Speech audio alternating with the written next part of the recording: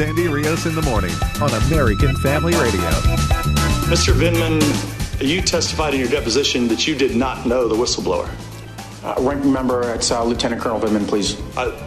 Lieutenant Colonel Vindman, you testified in the deposition that you did not know who the whistleblower was, or is. I do not know who the whistleblower is. That is. So how is it possible for you to name these people and then out the whistleblower? Per the advice of my counsel, I've been advised not to answer specific questions about members of the intelligence community. Are you aware that this is the Intelligence Committee that's conducting an impeachment hearing? Of course I am. Wouldn't the appropriate place for you to come to testify would be the Intelligence Committee about someone within the intelligence community?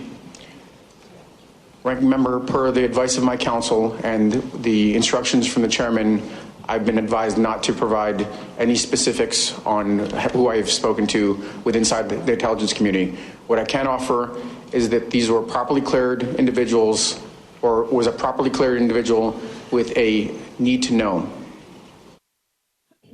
All right, that was the voice that might be familiar. At least the circumstances should be close enough at hand that you should remember that was Lieutenant Colonel Alexander Vindman, who testified before the House Intelligence Committee about his knowledge of the phone call that President Trump made to the president of Ukraine. And then, of course, I think, again, I have trouble because the news is so thick, I can't remember which day. But it was just recently that Lieutenant Colonel Vindman was marched out of the White House along with his twin brother. They both served on the National Security Council. And Vindman, of course, testified in uniform and said a lot of things. And I think the next person that we're going to introduce here might have some thoughts about this. He is a friend. You've heard him on this show with me before. His name is Rich Higgins. He's a senior fellow of Unconstrained Analytics. He's a counterterrorism expert. He himself served on the National Security Council under President Trump's National Security Council in 2017. And he himself was also marched out of the building under very different circumstances. Rich, thanks for joining us this morning. Hey, Sandy, it's great to be back. You know what? Let's set the stage for this because immediately when President Trump was elected, the Security Council was led by Michael Flynn, right? Correct. And you had been campaigning for the president because you liked his foreign policy, as I understand it. Yes, I had started supporting him back in 2015. And you thought that you were going to get a position on the National Security Council. Tell us about that. Well, I ended up being offered initially a position to work the counterterrorism portfolio as a senior director, and then I ended up being pushed back by some of the resistance elements inside, both establishment Republican and Obama holdovers. So I ended up, after some debate, taking a more junior position because I ended up actually getting onto the Security Council the last week of February, maybe the first week of March of 2017. And I went in there knowing, it was a bureaucratic battle zone. And I wanted to see, how bad is it? What can I do to help? And it was far worse than I expected. I mean, what we now know is, a soft coup or a white coup is the technical term, was going on all around us. So after about, maybe 8-10 weeks, I wrote a memo with a couple of other folks, knowing that the National Security Council itself was compromised. I couldn't use the chain of command, and so I reached out to some of the people that I had served with during the actual campaign and wrote a memo to them, basically warning them, the now infamous POTUS and political warfare memo that was seeking to, let the president know, who was new to politics, that what he was experiencing was way outside the bounds of anything that you'd see in a normal transition of power. When the president read it, allegedly, he never told me he read it, but I heard from people in the National Security Council who I maintained contact with. When the president read it, he liked it and had instructed McMaster to basically act upon it. And his idea of acting upon it was to, my feet didn't hit the ground. I basically, he was thrown out of the National Security Council and out onto the street. And shortly after that, a couple of the guys who had been working with me to stop the coup Derek Harvey and Ezra Cohen were thrown out literally the following week. So Rich, I have some experience with the departure process. Yes, you do, and I want to talk about that, but let's go back for a second, because some of this stuff we can't take for granted that people kind of are comprehending. When you say there was a coup or a counter move at the NSC, I think you would say, I think I would say that H.R. McMaster was part of that. And he was appointed after Lieutenant General Flynn was removed for all the reasons that we know and are still learning. So H.R. McMaster, is that true? Would you affirm that from your vantage point, H.R. McMaster was countermanding the president's wishes?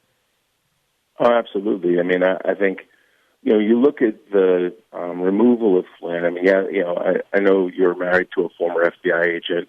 What would drive the FBI to doctor a 302, to have a lawyer, Lisa Page, review that 302 to ensure it met the legal standard for being a violation of the law, so that they could use that to remove Flynn, which they did. They also needed to remove Sessions.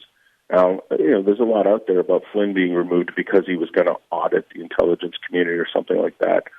I think that's just nonsense.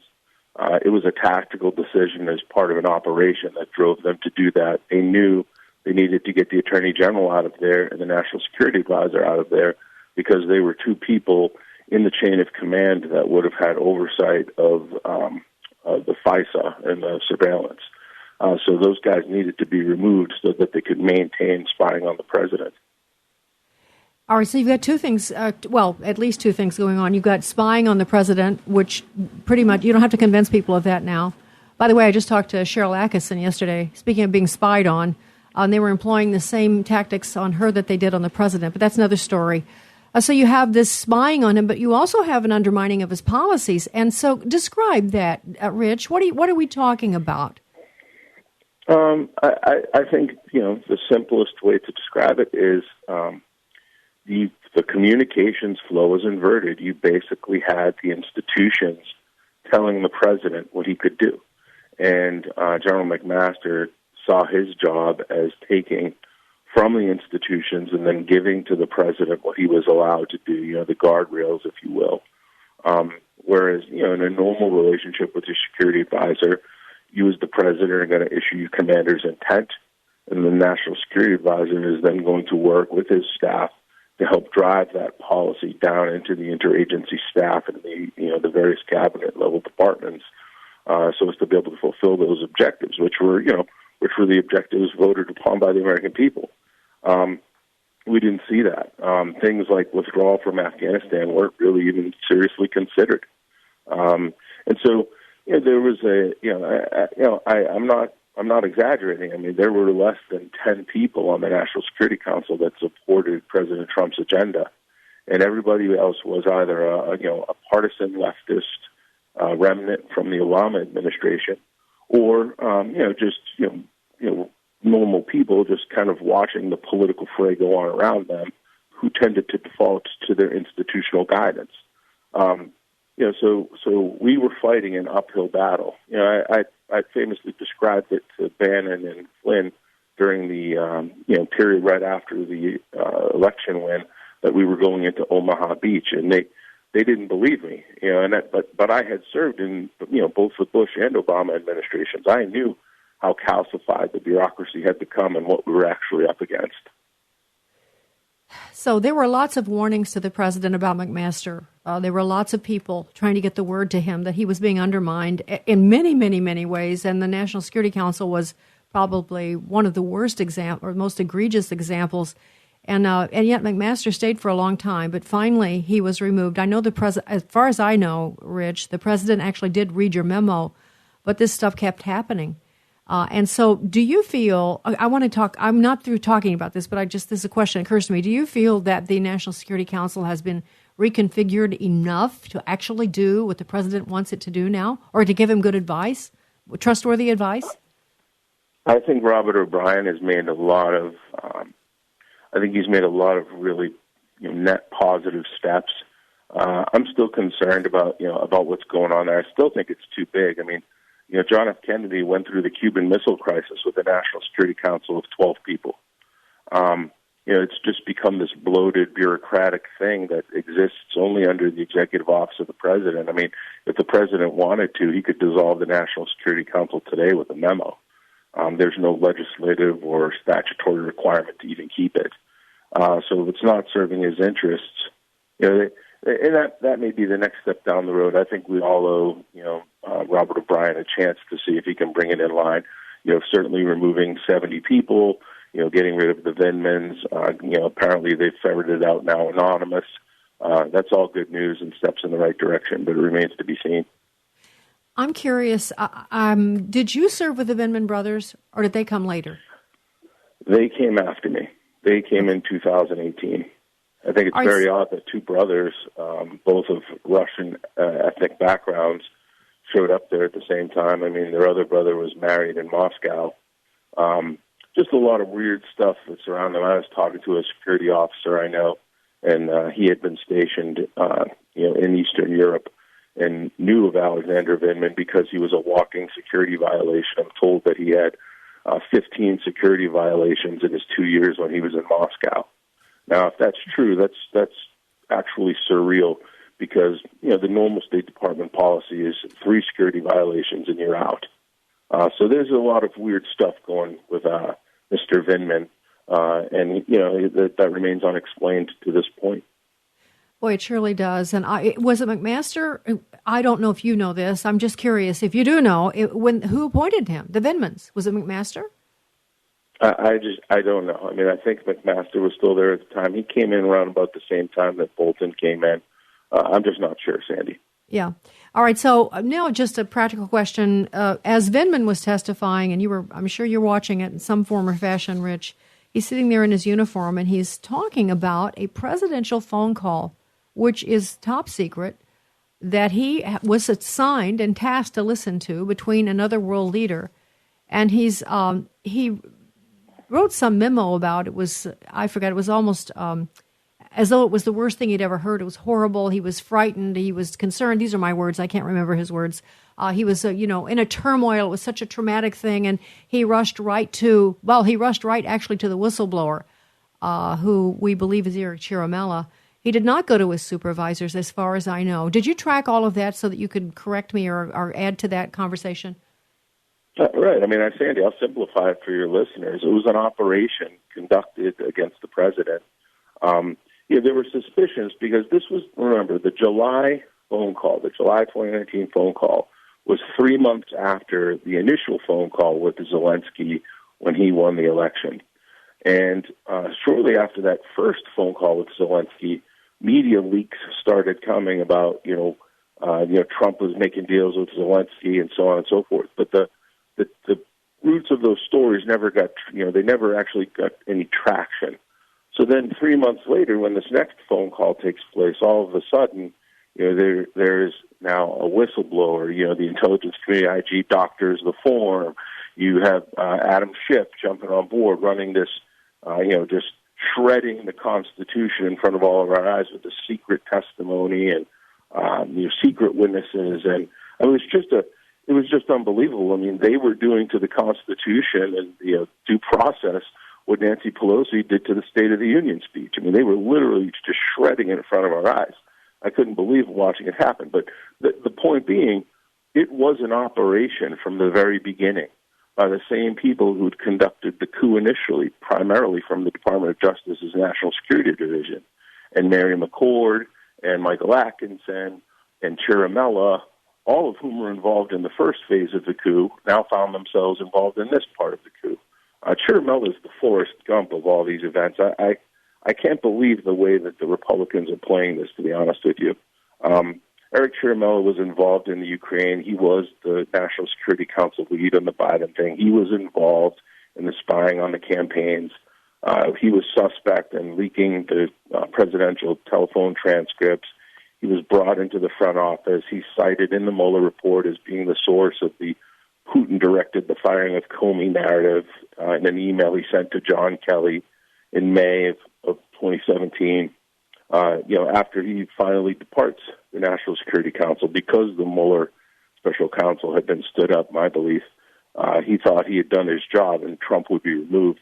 when Mueller failed, okay, they had to go to option B being, let's try and impeach him.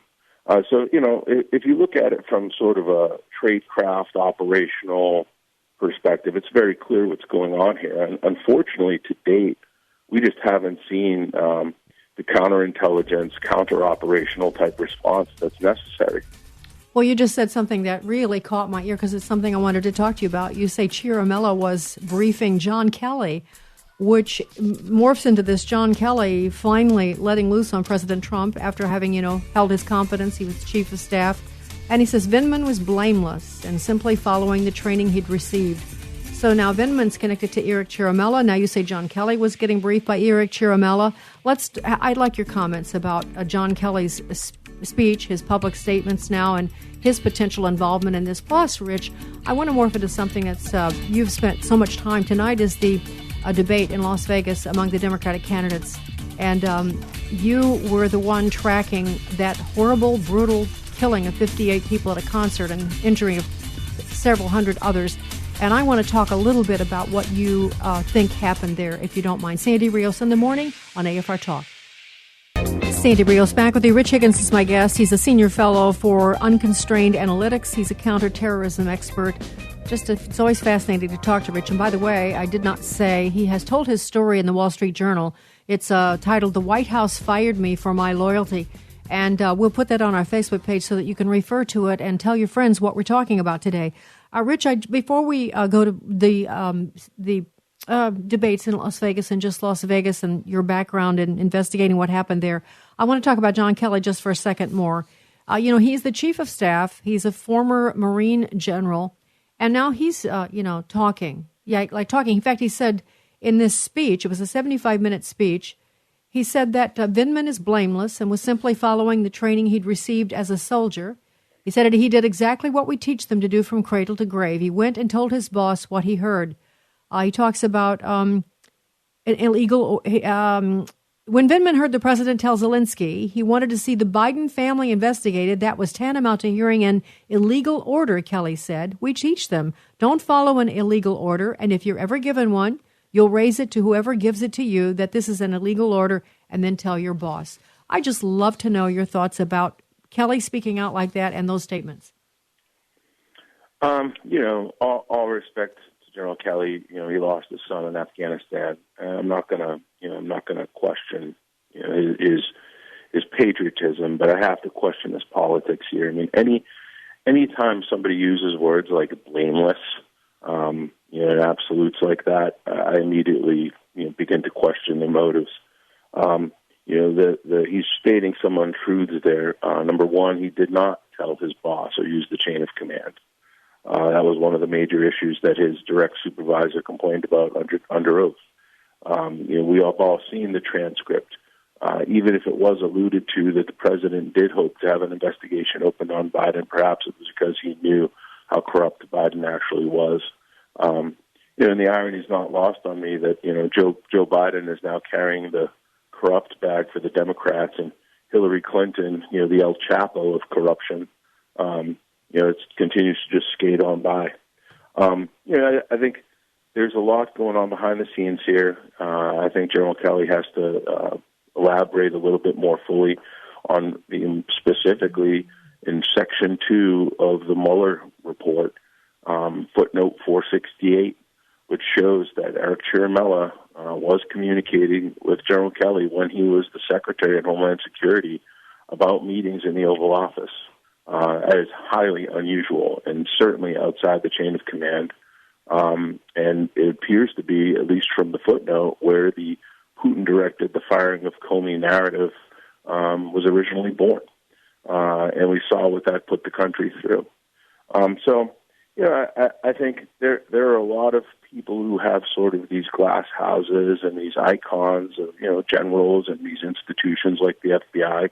And we just have to, take at face value that we have been collectively betrayed. And, salvaging the institutions, maybe not salvaging the institutions, we have to be open-minded about the solution or the solutions to, problems of this magnitude.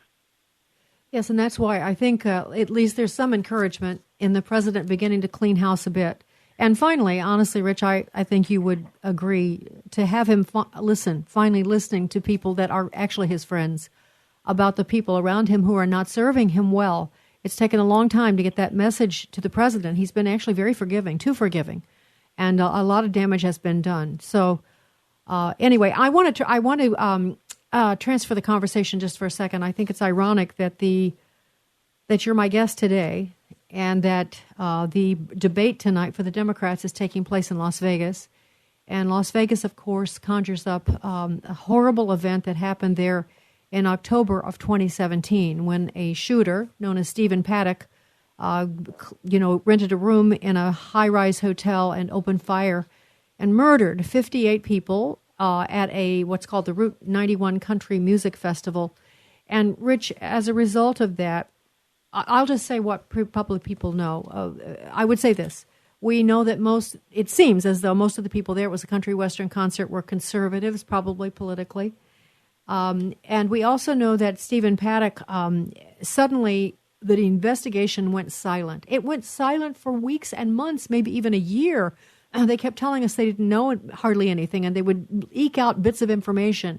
You, as a counterterrorism expert, and others have worked really hard to try to figure out what actually happened there, since the FBI doesn't seem to be willing to tell us. And if I'm wrong about that, if the FBI has come in with a logical explanation and I missed it, please correct me. But then if I'm not wrong, then tell us what kind of, in a synopsis, what you found and what you think might have transpired.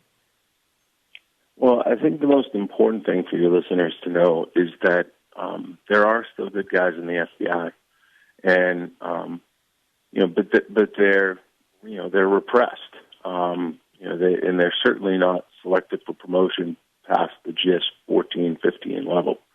In a nutshell, I don't know if you recall Senator Johnson up on the Senate Homeland Security Committee talking about the FBI having a quote-unquote secret society inside of it. And while that may be a poor word choice, he was right. I mean, it was a small secret group that was meeting off-site or coordinating over Skype that was participant in A, trying to stop Trump, and B, trying to remove him after he'd been elected to office. And a lot of the names in that group are, names people know, the lawyer, Jim Baker, McCabe, Lisa Page, Peter Strzok. But one of the names on that group was a guy named Aaron Rouse. And what's interesting about Aaron Rouse is he had worked in counterintelligence with Peter Strzok and Andy McCabe, but he was the special agent in charge of the Las Vegas office of the FBI when the attack happened. The most interesting thing about the attack itself is that the FBI basically said this isn't terrorism, and they left it to the Las Vegas police to kind of deal with what they found.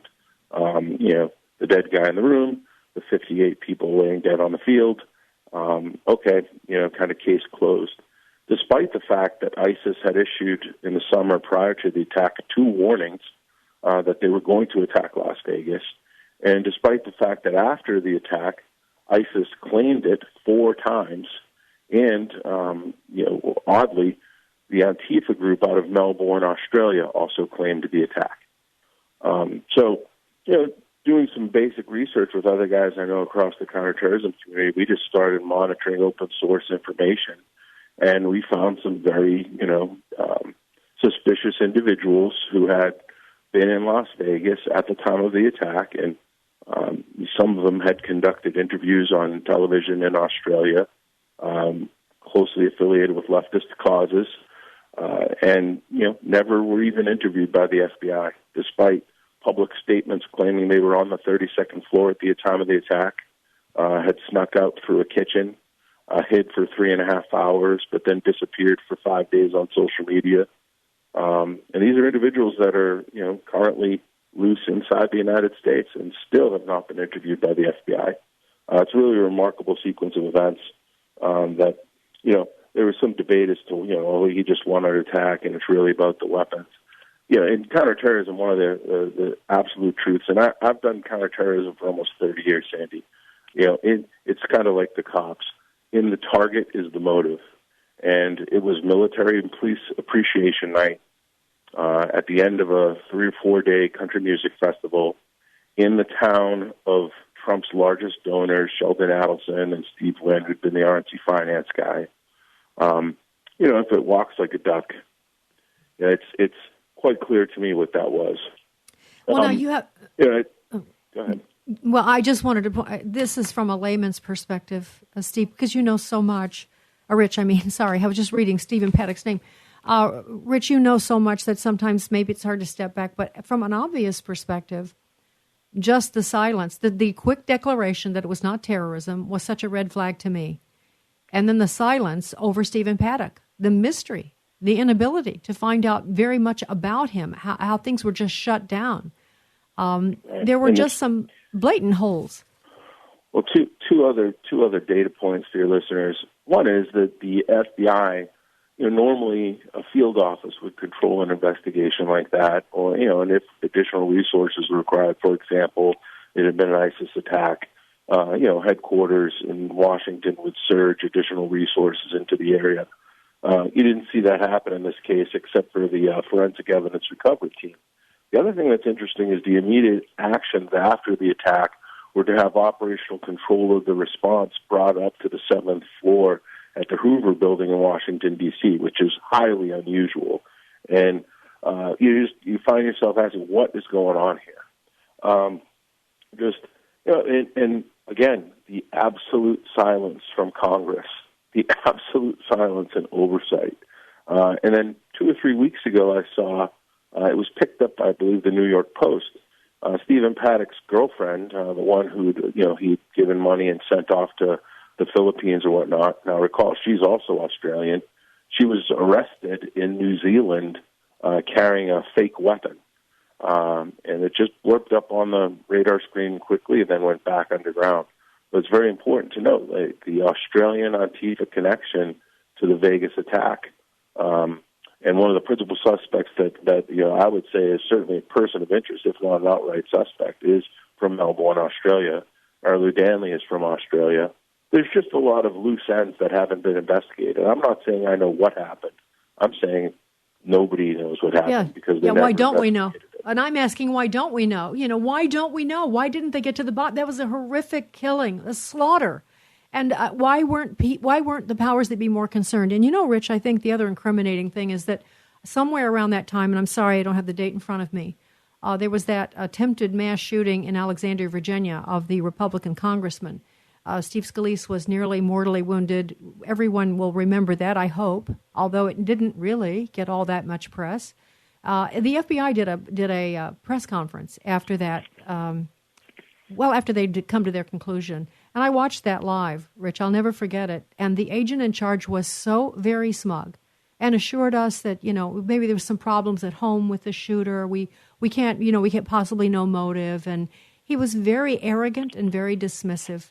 And many of us just knew. I mean, the guy was a Bernie supporter. And I think there was evidence that there was some political motive. It was a Republican event, after all. And he'd ask, one of the Republican congressmen in the parking lot, are these Republicans?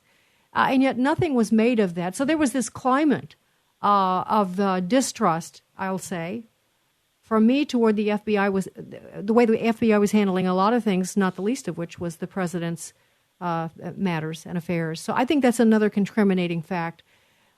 Well, are you still working on this? You have done a long paper. By the way, can we post that on our Facebook page? Your kind of your treatise on what might have happened there? Let me make sure. Yeah, I just want to make sure there's not personal information or anything in there. I don't want to. Yeah, I don't want to give phone numbers and stuff with people, but sure. Yeah. Okay. All right. Well, we'll wait till you check that out. But it's fascinating, and if some of you have had your curiosity aroused and you really want to know more about what Rich has to say about that, it is a fascinating read. So, Rich, are you feeling optimistic at this time about the way the country's going, or where are the danger points now from your perspective?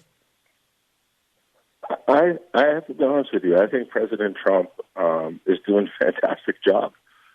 He is rightly recognizing that the Democrat Party has fully embraced Marxist-Leninism. You have Bernie Sanders, an open Trotskyite, leading the ticket. You have Pete Buttigieg, who is a Gramsci Marxist, whose father was the head of the International Gramsci Society. You have Bloomberg, who is basically a Chinese agent for all intents and purposes, and that's their party today. They are the Communist Party of the United States. Donald Trump recognizes that, and he's creating the big tent, and you see rallies where 175,000 people are trying to come to political rallies. It tells me that the MAGA movement is transcendent, and it's bigger than Trump. So I think he's done a very good job of helping build back America's sense of itself. I'm concerned by how the state, and the people that are aligned with the coup and just the hate America crowd is going to react. I anticipate more violence. Yeah. I anticipate traps. And I think the president has done that.